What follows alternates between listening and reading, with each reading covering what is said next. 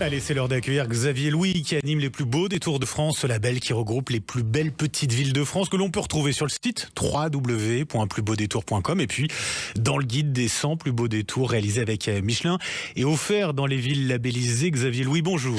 Bonjour Benjamin, bonjour à tous. Hier, Xavier, on était à Clisson en Loire-Atlantique. Aujourd'hui, on prend la direction de la Bourgogne.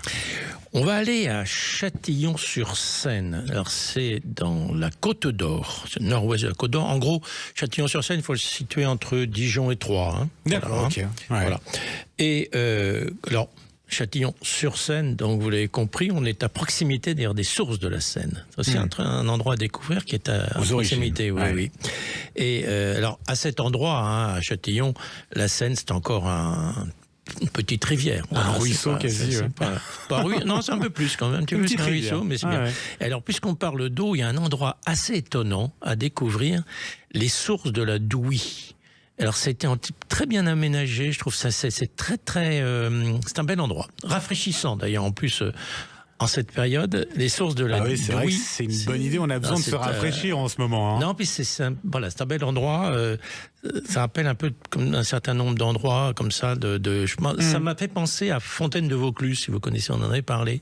Voilà, alors en plus petit, j'allais dire, mais donc les sources de la Douy, c'est une première chose à voir. Et puis, une fois que vous vous êtes baladé un peu, et après, c'est de rejoindre, c'est pas très très loin, le musée du Châtillonnais. Et là, il y a quelque chose d'assez étonnant.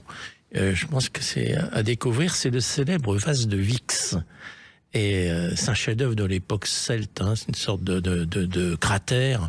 C'est assez étonnant. On avait raconté l'année dernière combien de bouteilles de crément ça pouvait, litres de crément ça pouvait contenir. Mais c'est une belle chose à découvrir. Et puisqu'on parle d'histoire, la ville, elle est aussi marquée par l'époque napoléonienne. Ça, je sais que ça vous tient à cœur, Xavier. Oui, et ça intéresse beaucoup nos auditeurs. Je me suis rendu compte à tout ce qui touche à Napoléon. Alors, Châtillon-sur-Seine, oui, parce que d'abord, c'est la ville du maréchal de Marmont.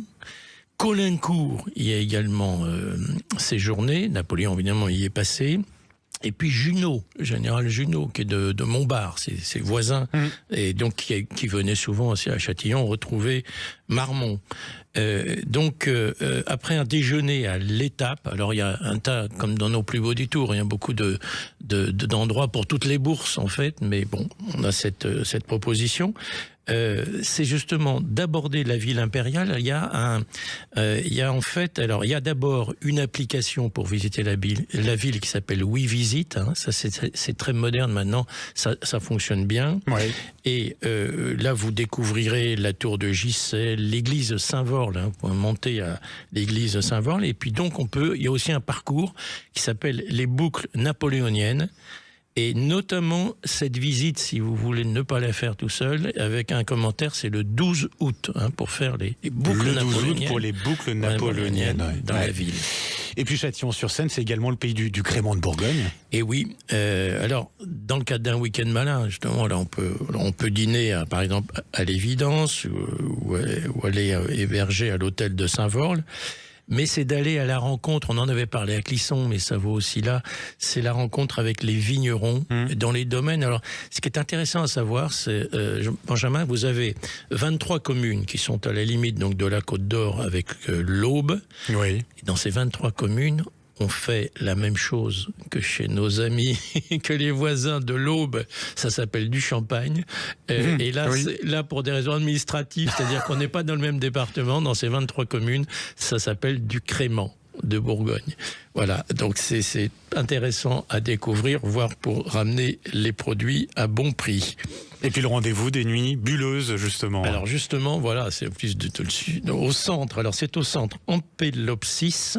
Vous avez rendez-vous les 31 juillet, les 1er, 7 et 8 août pour vivre les nuits bulleuses. Eh bien, c'est noté et tous ces rendez-vous, ces balades à retrouver sur sudradio.fr. Merci beaucoup. On peut retrouver d'ailleurs Châtillon-sur-Seine et ses belles petites villes sur le site www.plusbeaudétours.com et dans le guide des 100 plus beaux détours qui est offert dans les villes labellisées. Merci beaucoup Xavier Louis, à demain. À demain.